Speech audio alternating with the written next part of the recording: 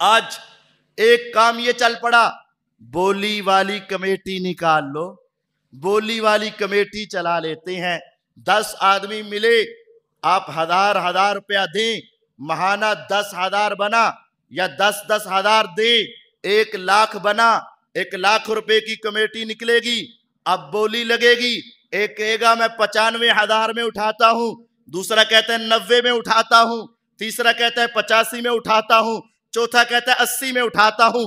इससे नीचे जब कोई ना आया, 80 दे दिए उसको, 20 ऊपर वाले, बाकी 9 ने आपस में तकसीम कर लिए।